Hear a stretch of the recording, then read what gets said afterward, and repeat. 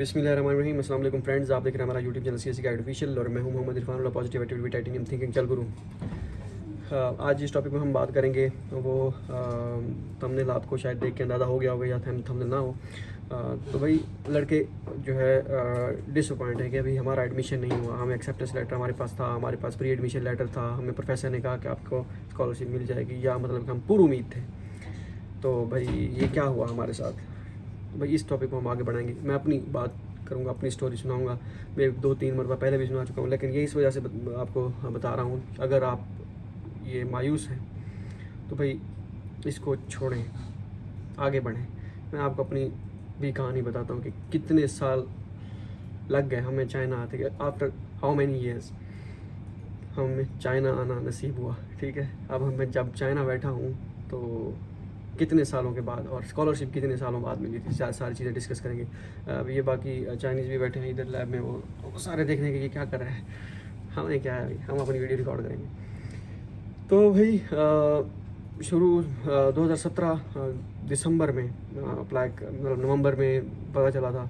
दिसंबर में पासपोर्ट बनवाया था। 2017 की बात है, 2017 दिसंबर में। ठीक है, कोई 20 दिसंबर था या 17 दिसंबर था, 18 दिसंबर था तब स्कॉलरशिप के लिए अप्लाई किया। कंस्ट्रक्शन कंपनी में छोड़ के आया था, ताज़ी जिसे कहते हैं ना, बल्कि 5-6 महीने हो गए थे। मैंने कहा भाई ये कंस्ट्रक्शन कंपनी में वर्क नहीं करना भाई, सिविल इंजीनियरिंग से हमें बिल्कुल भी खुशी नहीं हुई।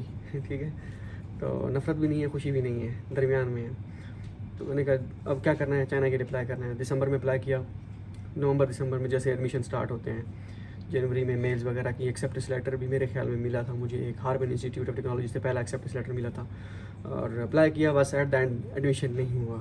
जुलाई 2000, अभी जब रिज़ल्ट आ रहे हैं 2018 दिसंबर में अप्लाई किया, दिसंबर में मेल वगैरह, जनवरी फरवरी में अप्लाई किया, 2018 में, जुलाई 2018 में रिज़ल्ट आया, एडमिशन नहीं हुआ। किसी कारण भी एडमिशन हो सकता है नहीं हुआ, डॉक्यूमेंटेशन में मसला था या हमारी किस्मत में नहीं था, जो भी आप वजह समझे, बहरहाल एडमिशन नहीं हुआ। ठीक है, तो अब आप भी सोचें, फ़िलहाल आप भी उसी कंडीशन में शायद हो सकते हैं। हो सकता है ऐसे भी स्टूडेंट, बहुत सारे स्टूडेंट हैं जो अभी ग्रेजुएट हो रहे हों और एडमिशन हो गया हो। हम 2016 के ग्रेजुएट हैं, 2016 अगस्त। ठीक है, अगस्त 2016 में ग्रेजुएशन हुई थी। आप सोचें कि 3 साल का गैप था। आप तो ग्रेजुएट हो रहे हैं या 1 साल का गैप है, तो आपका एडमिशन अगर हो गया तो बेस्ट ऑफ लक, अगर नहीं हुआ तो भाई हम भी थे। तो सोचें, खैर एडमिशन नहीं हुआ, अब क्या करना है भाई? ना मेरा एडमिशन हुआ ना भाई का एडमिशन हुआ, क्या करना है भाई? अब दोबारा अप्लाई करना है भाई। हालात उस वक्त हमारा जो फाइनेंशियल तौर पर थे, हम वो बिल्कुल डाउन थे। कंडीशन ऐसी बन गई थी, मतलब कि उस टाइम। लेकिन उससे पहले जो अच्छी खासी, मैं आपको अपनी स्टोरी बताऊंगा कि कैसे, मतलब कि एक अप्स एंड डाउन कैसे आए। ठीक है, तो कहाँ से, मैं सारा बायोडाटा आपके सामने रखूँगा, किस तरह बिज़नेस स्टार्ट किया, लॉस, उसके बाद फिर ऊपर खैर मतलब कोई अब अपनी बिहाफ पे जो आए हैं। बाकी वो जो डाउनफॉल था वो अच्छा खासा डाउनफॉल था, तो वो डाउनफॉल का टाइम चल रहा था। तो बस हमने कहा कि वाला साहब ने कहा कि एक मौका हमें और दे दें। वो कह रहे नहीं भाई, आपके कंस्ट्रक्शन कंपनी में जाओ, सिविल इंजीनियरिंग की डिग्री है आपके पास, ये सोने की डिग्री है, सोने के हाथ हैं आपके। भाई को कंप्यूटर साइंस का, क्या है कंप्यूटर साइंस है आपकी, तो ये एक सॉफ्टवेयर हाउस में जाओ। तो कसूर उनका भी नहीं था कि 3 साल हो गए थे, ग्रेजुएट हो गए थे। हमने कहा एक चांस और चाहिए, तो उन्होंने कहा ठीक है चलो अप्लाई करो। अप्लाई किया वही नवंबर दिसंबर में, 2018 में 2018 में अप्लाई किया। 2019 जुलाई में इसी टाइम, मतलब ये मंथ चल रहा है, एडमिशन हो गया। स्कॉलरशिप लग गई भाई की, सीएससी स्कॉलरशिप, मेरी यूनिवर्सिटी स्कॉलरशिप। ठीक है, मैं बड़ा उतावला था, भाई से ज़्यादा मुझे क्रेज़ था चाइना आने का। मैं जिसे कहते जनून ही था, जनून पागल की हद तक, पागल जिसे कहते हैं ना, वो था कि भाई चाइना जाना है। ठीक है, क्योंकि कंस्ट्रक्शन कंपनी हमारा इंतज़ार कर रही थी अगर चाइना ना आते। खैर वैसे भी एक पैशन होता है और वो एक लगन सी होती है, तो मैंने कहा चाइना जाना है भाई। तो एडमिशन हो गया, स्कॉलरशिप भी लग गई। 2-4 दोस्त हम एक ही उसमें आने वाले थे, यूनिवर्सिटी में, मतलब 2 तो हम क्लास वाले, तो एक दोस्त की 2 ऐसे दोस्त की बॉन्डिंग हो गई, तो वो भी दोस्त बन गए। वीज़ा के लिए गए, वीज़ा अप्लाई किया, वीज़ा नहीं लगा। ठीक है, 2000 डॉर्मेट्री, सॉरी 2000 स्कॉलरशिप था हमारी यूनिवर्सिटी का, उसमें ग्वांगचू यूनिवर्सिटी थी उसमें, और 1100 डॉर्मेट्री में चला जाता था। 900 जो है चला जाता और 900 बच जाता। 900 में हमें सर्वाइव करना था। 900 था या 1100 बचता, 900 उनको देना था, तो इस तरह कोई सीन था। तो ये सीन था, एडमिशन नहीं हुआ। एक मरतबा अप्लाई किया वीज़े के लिए, नहीं लगा। वो बैंक स्टेटमेंट का इशू था, वो मैंने उसको पूरी डिटेल बताई थी, तो क्या था जो भी था। क्योंकि उस वक्त जेरी ऑफिस भी बिल्कुल नया नया था, पहली मरतबा डील कर रहे थे जेरी वाले। अब इससे पहले एम्बेसी में डायरेक्ट जो है चाइना की जो एम्बेसी पाकिस्तान में डायरेक्ट वीज़ा वहाँ से लगवा देते लड़के। 2-2 3-3 दिन ऐसे सड़कों पे लेटे रहते थे, क्योंकि हम देखते थे कि फेसबुक ग्रुप्स में पोस्टें आ रही थी, भाई हम आए पड़े हैं, तीसरा दिन अपॉइंटमेंट, मतलब हमें हम इंतज़ार कर रहे हैं। तो वो उससे जो बचने के लिए फिर जेरी ऑफिस पहली मरतबा डील कर रहा था, तो बड़े उसमें कम्प्लिकेशंस थी, तो शायद हो सकता है उस वजह से वीज़ा नहीं लगा। मैं भी था, मेरे और लड़के भी थे। 3 मरतबा अप्लाई किया, वीज़ा नहीं लगा। मेरे साथ एक लड़का था PhD का, और जो हम एक यूनिवर्सिटी में आने वाले थे, उसने भी 3 मरतबा अप्लाई किया, नहीं लगा। चौथी मरतबा जो है उनको उसका लग गया था। अगर मैं तो थक चुका था, क्योंकि 6500 रुपया एक मरतबा की फ़ीस थी, इस्लामाबाद जाना आना, उसके बाद मोफा से डॉक्यूमेंट्स वेरीफाई करवाना, दोबारा पुलिस क्लियरेंस सर्टिफिकेट, सारी चीज़ें। 3 मरतबा मैंने, एक दोस्त से 20,000 रुपये मैंने उससे लिए थे, मैंने कहा 20,000 दे, वीज़ा शीज़ा लगवाना है और ये सारी चीज़ें। कहा ये ले वो लेके वीज़ा शीज़ा उस वक्त लगा, उस वक्त हालत ये थी, ठीक है। तो ये सीन था, और नहीं लगा वीज़ा, बस जो भी था। अच्छा, उसके बाद जो है अब क्या करना है, भाई का CSE स्कॉलरशिप थी, तो उसका जो है वीज़ा लग गया, मेरा नहीं लगा। तो सारे कहते भाई जल्दी तुझे थी जाने की, जा हो रहा है। अब वो जा रहा है मेरे सामने, मैं बैठा हूँ। आप सोचें, आपको तो अभी पता चल रहा है ना कि आपकी स्कॉलरशिप नहीं लगी, मैं वो जिसे कहते हैं कि मौत को छू के टक से वापस आ सकता हूँ। तो मतलब वीज़े को हासिल करते करते रह गया। तो वो सोचें वो कंडीशन क्या होगी जब सारे वो देख रहे हैं कि आपके सारे दोस्त अब आप जा रहे हैं, भाई आपका जा रहा है, तो भाई क्या करना है। अब समझ से बाहर था। खैर मैं मेंटली तौर पर थोड़ा सा वो भी था, हुआ था, लेकिन बिल्कुल झटका तो लगता है कि भाई ये क्या हो रहा है, लेकिन फिर कहते हैं यार छोड़, जो भी हुआ है अच्छे के लिए हुआ है। उस वक्त बंदे को लगता है कि जो यार अल्लाह बेहतर जानता है, जो भी होता है अच्छे के लिए होता है, लेकिन दिल कहता है कि यार कैसा अच्छा हुआ है, मेरे तो वीज़ा नहीं लगा, यही तो मेरी अच्छा, इसमें तो मेरे लिए अच्छा यही थी कि मैं वहाँ पे चला जाता, वहाँ पे चाइना स्टडी वगैरह करता, सारा कुछ करता, तो यहाँ से भी आज़ाब निकल जाता, ये जो बैठे हैं घर। लेकिन एक प्लान हमारा में होता है और एक अल्लाह ताला का होता है, तो उस पर कोई ना कोई बेहतरी होती है। लेकिन वो चला गया, भाई चला गया। अब वाला साहब ने कहा क्या करना है, मैंने कहा एक चांस और। भाई चला गया, उसने स्टाइपेंड वगैरह जो उसको मिलता था उस वक्त तकरीबन कोई 3,000 अरबी के हिसाब से 25 रुपये ये था, युआन था। 60-70 हज़ार बनते थे वो, मतलब कि 40,000 तक जो है वो घर भेजता था। तो वो मतलब सर्कल सही चल रहा था, ठीक है। तो मतलब उसने कहा, वाले साहब ने कहा चले आप एक चलो ट्राई करो एक और। मैंने कहा ठीक है। तो वही ट्राई की। 2019 नवंबर दिसंबर पे जैसे मेल्स वगैरह करते हैं, जनवरी फरवरी में अप्लाई किया, और यही जो जून जुलाई वाला मंथ चल रहा होता है 2020 में, 2019 दिसंबर, 2020 जून जुलाई, रिज़ल्ट। भाई आपके ने जान लगाई थी, जान तो पहले भी लगाई थी, इस पर एक्स्ट्रा जान लगाई थी। स्कॉलरशिप्स 5-6 स्कॉलरशिप्स छियान होता हूँ, टॉप 10 में आती है, उसमें से स्कॉलरशिप, ठीक है। सेंट्रल साउथ टॉप 25 में, उसमें से स्कॉलरशिप। उसके बाद UST भी टॉप 30 में आती है, उसमें से स्कॉलरशिप, फुली फंडेड स्कॉलरशिप की बात कर रहा हूँ। टॉप 50 में आती है जंगजो यूनिवर्सिटी, जिसमें आज मैं बैठा हुआ हूँ, ZZU, ये इसमें से CSE स्कॉलरशिप, ठीक है। और होहाई यूनिवर्सिटी की स्कॉलरशिप 1700 RMB पर मंथ के हिसाब से। इसके अलावा नैनजिंग फॉरेस्ट्री थी या बीजिंग फॉरेस्ट्री थी, उसमें से एक थी। और वो चाइना 3 गॉर्जियस यूनिवर्सिटी भी थी, उसमें से कोई शेंडोंग यूनिवर्सिटी भी थी। खैर वो प्रोविंशियल स्कॉलरशिप थी, उसके इस तरह कोई हिसाब था। मतलब कि 5 फुली फंडेड स्कॉलरशिप थी मेरे पास, लेकिन हमने सारी ठुकरा दी। शियानजोतांग टॉप 10 ठुकरा दी। चाइनीज़ में मेजर था, निश्ता। सेंट्रल साउथ यूनिवर्सिटी में 2500 RMB फुल स्कॉलरशिप, निश्ता। उसके बाद USTB की चांसलर स्कॉलरशिप 3000 RMB CSE से। अभी मैं वहीं पे गया हुआ था, मैंने ये 15-20 दिन पहले चाहे बीजिंग में गया था, तो मैंने कहा दोस्त अब वहीं पे थे, तो मैंने कहा चले इसको भी विजिट कर लेते थे। इस यूनिवर्सिटी को हमने छोड़ा था, तो वो भी छोड़ दी। इस यूनिवर्सिटी स्कॉलरशिप तो मेरा आंकड़ा 36 का आंकड़ा बन गया था। यूनिवर्सिटी स्कॉलरशिप चांसलर कोई भी अवेल नहीं करनी, क्योंकि ये मसला करती है बाद में कि वीज़ा नहीं लगता है इसके क्योंकि बैंक स्टेटमेंट चाहिए होती है। CSE जो होती है फुली फंडेड होती है, लेकिन ऐसा पहले होता था, अभी नहीं। अब ये नहीं कि जिनकी यूनिवर्सिटी स्कॉलरशिप है वो उनको मसला करेगी, बिल्कुल मसला नहीं। वो उस वक्त था, मेरा माइंड इस तरह था। मैंने कहा CSE अवेल करनी है भाई। वाले साहब को मैंने कहा 4-5 हैं, क्या करना है। उसने कहा जो मतलब चाइनीज़ गवर्नमेंट स्कॉलरशिप होती है उनको ज़्यादा है नहीं, नो बस जो गवर्नमेंट की स्कॉलरशिप है ना, गवर्नमेंट की जो उनकी वही करनी है। मैंने कहा ठीक है। CSE स्कॉलरशिप थी इस यूनिवर्सिटी में, तो कैसे छोड़ सकते थे, ठीक है। CSE अवेल की, बाकी सारे सबको मैंने ना कर दी। शियानजोतांग को कहा भाई मैं नहीं आ सकता, पहले ही कहा, जैसे उन्होंने मेल की स्टूडेंट कार्ड तक बन गए थे उनके। मैंने कहा मैं नहीं आ सकता। उसने कहा नो प्रॉब्लम, PhD के लिए दोबारा आप अप्लाई कर सकते हैं।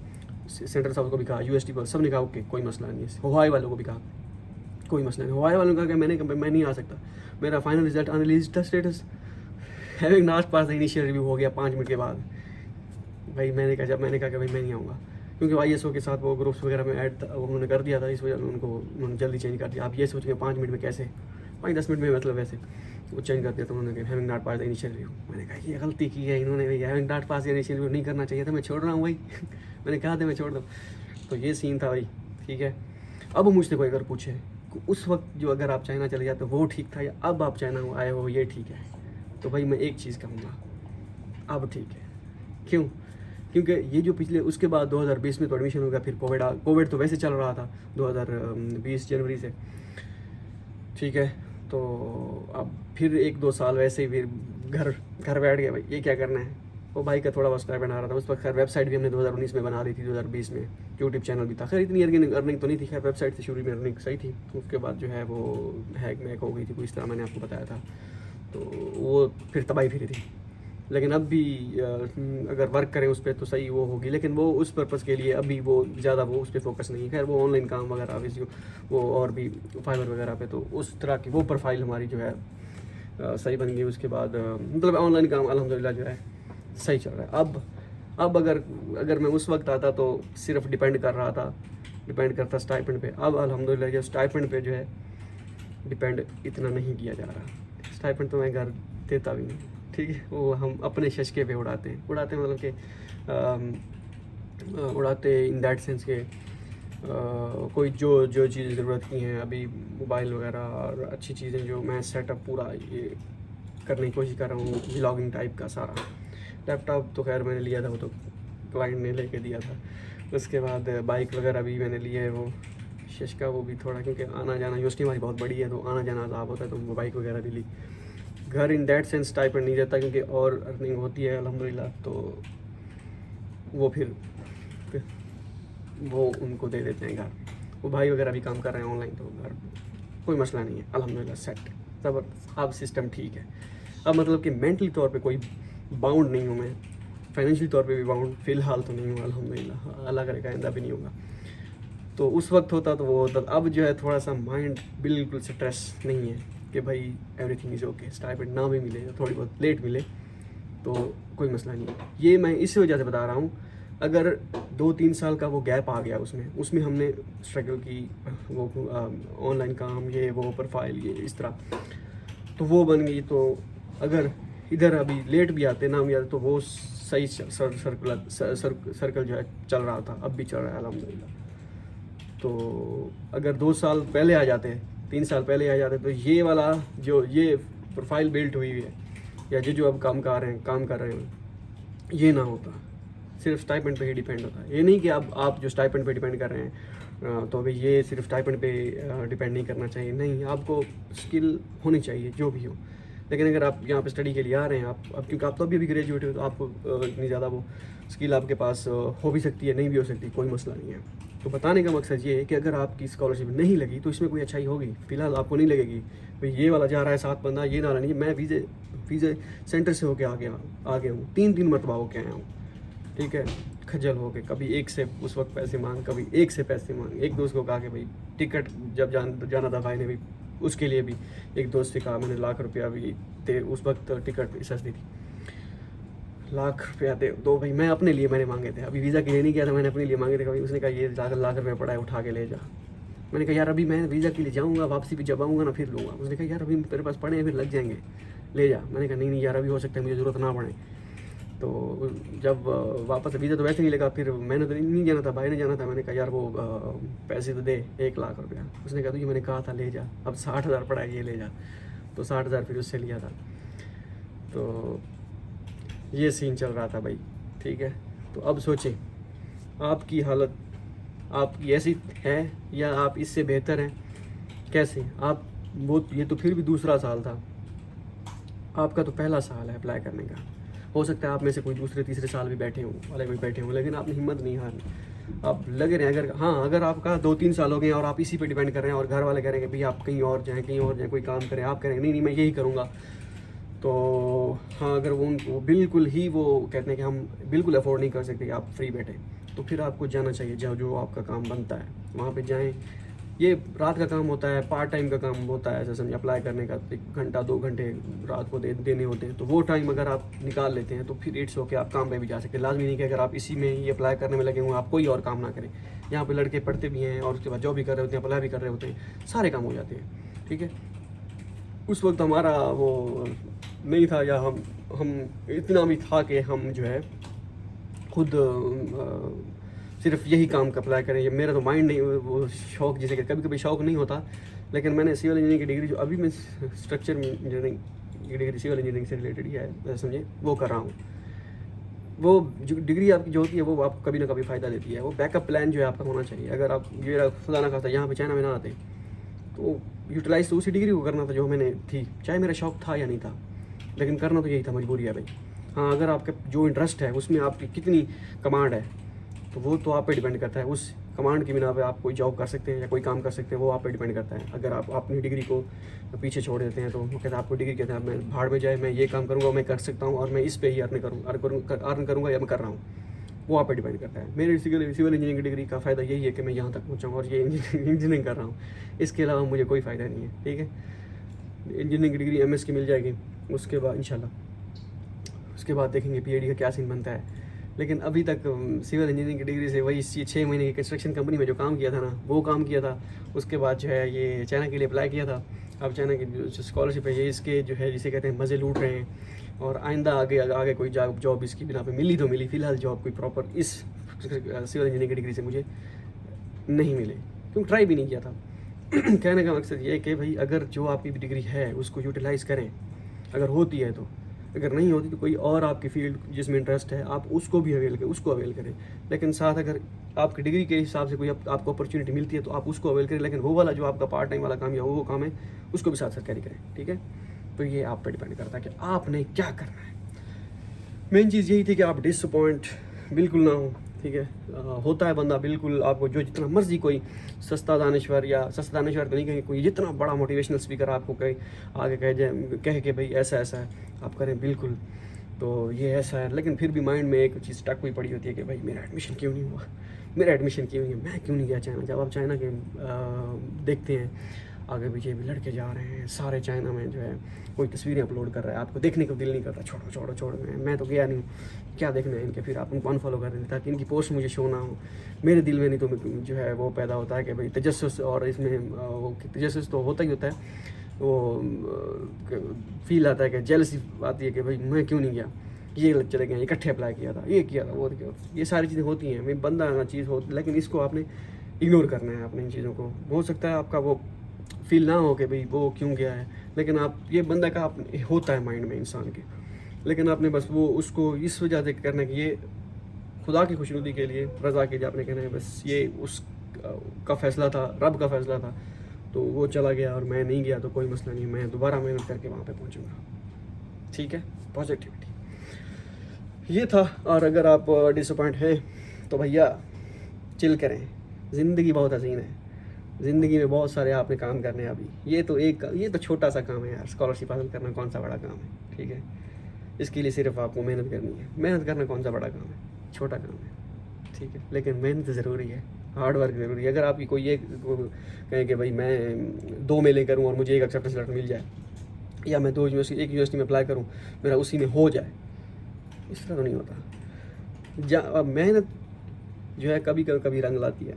हो सकता है आप किसी एक यूनिवर्सिटी में अब 2 साल से अप्लाई कर रहे हो, कोई इतनी यूनिवर्सिटी में अप्लाई कर चुके हों, आपकी ना हो आपका एडमिशन, लेकिन आप कहीं कभी कभार भाई एक में ही कर देता हूँ, बाकी में नहीं करता, छोड़ो बाकी में बस एक में कर देता हूँ। जो आपका हार्ड वर्क आपने की होगी पीछे, हो सकता है अल्लाह ताला वो जो आपकी वो मेहनत जो है उसको कंसिडर करते हुए आपको जो है आगे उसमें एडमिशन दिलवा, उसी यूनिवर्सिटी में एडमिशन दिलवा दे, एक में जहाँ से आपने एक्सपेक्ट भी ना किया हो, ठीक है। इस यूनिवर्सिटी में मैंने एक्सपेक्ट भी नहीं किया था कि एडमिशन होगा, लिखा था दाना पानी यहीं पे सारा कोई था, तो इस वजह से एडमिशन हो गया। होप सो ये वीडियो आपके लिए फ़ायदेमंद साबित हो, और नेक्स्ट वीडियो में मिलते हैं। मुझे एक वीडियो याद आई थी, टॉपिक वो अच्छा था, मुझे भूला हुआ है कि कौन सा टॉपिक था। अब उसके बाद सोचूंगा उस टॉपिक पे वीडियो बनाऊंगा, या आप कोई टॉपिक सजेस्ट करें कमेंट में भी, इस टॉपिक पे वीडियो बनानी चाहिए, ये वाला इंपॉर्टेंट टॉपिक है, ठीक है, उस पर वीडियो बनाऊँगा। मिलते हैं अगली वीडियो में, याद रखिएगा।